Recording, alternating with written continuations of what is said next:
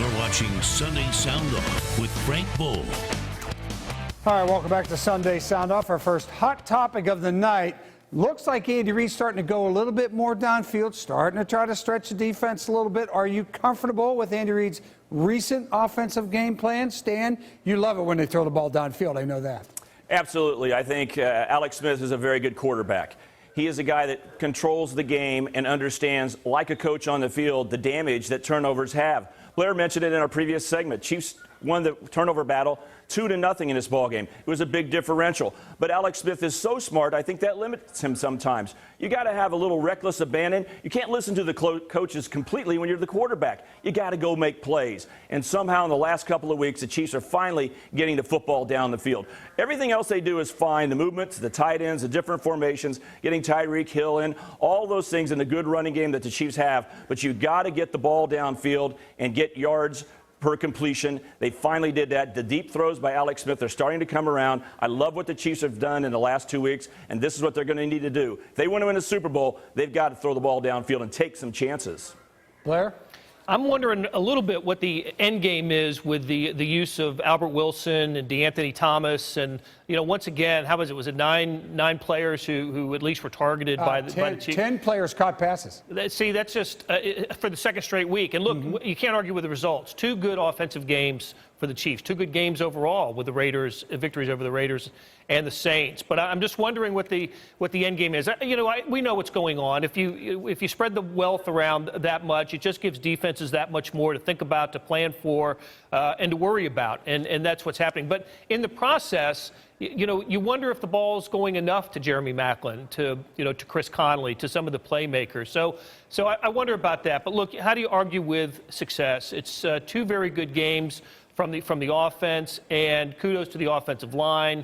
1 sack in the last 2 games. They have surrendered. No big problem with what's going on offensively for the Chiefs. Yeah, and it's interesting, Soren, too. They're taking Maclin and Travis Kelce out of the game, and they're still scoring and throwing the ball around and getting the ball in the end zone. Well, as is often the case, Frank, I think the key to this question is in your brilliant wording here. Thank you.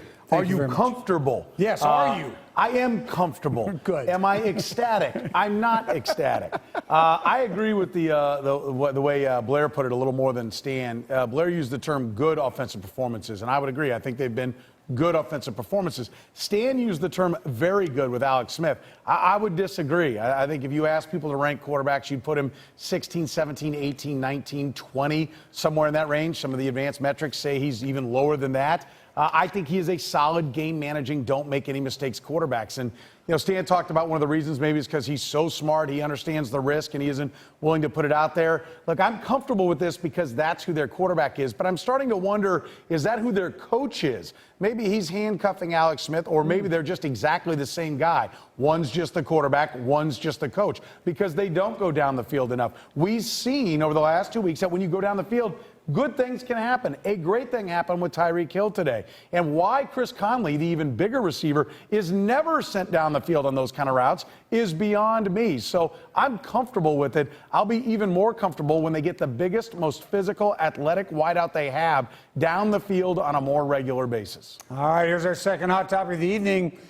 Do you expect Jamal Charles to win back his starting position anytime soon? Blair, what do you think? Spencer Ware has been great. I'm not that impressed by KSHB West anymore, but, man, Spencer Ware is a real deal. He is the real deal. He's been terrific. So 77 yards today on 17 carries and started the game really strong, 50 yards at halftime. Look, Jamal Charles had 1 rushing attempt today, and the explanation from Andy Reid after the game, I completely buy it. Look, he had some swelling on the knee this week, so they're being extremely cautious with Charles.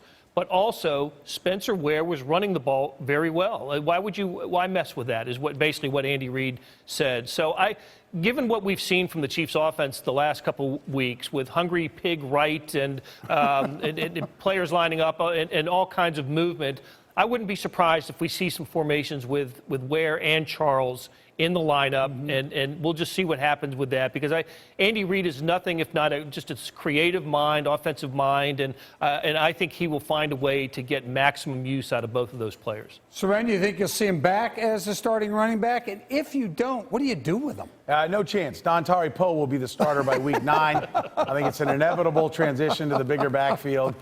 Look, will he be the starter? I think in some game he probably will. Hopefully it's only a game or two, and that's because I think Spencer Ware will go down. I think the NFL is such a hard-hitting league, and because of the lack of padded practices, I don't think anybody can really physically hold up against the NFL's pounding at that running back spot, particularly the way Andy Reid exposes his backs to hits, both running the ball and catching the football. So I think they're going to need another back. I'm not as down on Charcandrick West as you are. He's not getting regular touches, and I think if you give him regular touches, he'll look a little bit better. I don't think any one back can go the distance for the Kansas City Chiefs, because that is really the engine that makes this offense go. Running the football and getting them the football in the air. They've got to have a back that can make plays. Yeah, my real question on Jamal Charles is, why did he play at all? He was clearly an emergency situation only, so why did you get him out there at all? Let that knee calm down.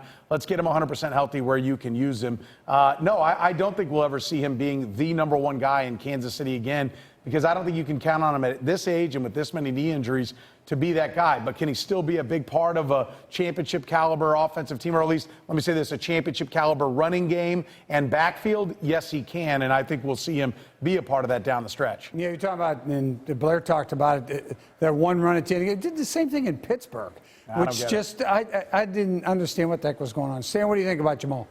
Well, the two guys talked about it very well. Spencer Ware is doing a fantastic job. He's doing a better job of being Jamal Charles than Jamal Charles has been the last couple of years.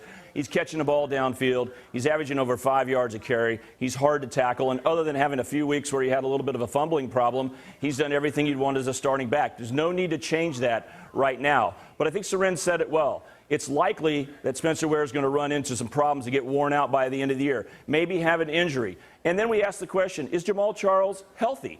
We don't know yet if he's healthy. If we're talking about the old Jamal Charles, before he had the knee injury last year, then I think he could be a giant weapon at the end of the year. Like Seren said, making a championship run. Having a fresh running back that is as big time as Jamal Charles is and as hungry as he is during the last quarter of the season and into the playoffs, if something happened to Ware, then yeah, I could see Jamal Charles being the running back throughout the playoffs and doing a fantastic job. But his knee must be healthy. Running backs run into a wall. Sometimes their careers just end and they don't look anything like they did the year before. We still have that question. But the old Jamal, I think sooner or later is going to be used, and he'll be very helpful, and maybe even the feature back as you make a run into the playoffs. There you go. Andy Reid sandbagging the rest of the NFL and Jamal Charles. That's a good play. I like that. Our final hot topic. Are you surprised by Mizzou's disappointing showing this season, or is this about what we expect after all the turmoil on campus and Gary Pinkel stepping down? Seren, what did you expect from the team, and how have they lived up or not lived up to that? You know, this is no I told you so, because certainly after the Georgia game, the way they probably should have won that game, I thought the arrow looked like it was really pointing up, and I was going to be wrong. But coming into the season, my feeling was that they were about most people were saying 8 wins to 6 wins in that range, but certainly expecting a bowl season.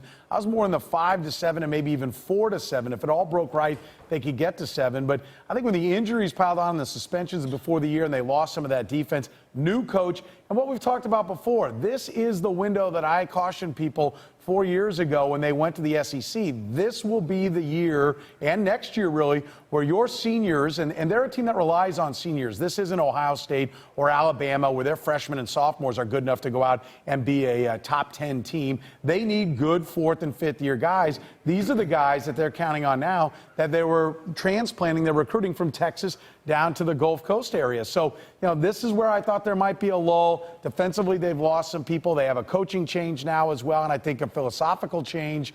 No, I think this is right where they belong, and the question is now going to be, can Odom get them going in the right direction to where the arrow is pointing up next year as opposed to just sideways? I don't think it can be pointing down, but it'll at least be pointing sideways if he doesn't get things going in the right direction in these next 3 games. This was a bad loss. I know what the spread was. I know Middle Tennessee is better than most people think, but this is a bad loss. Stan, what do you think?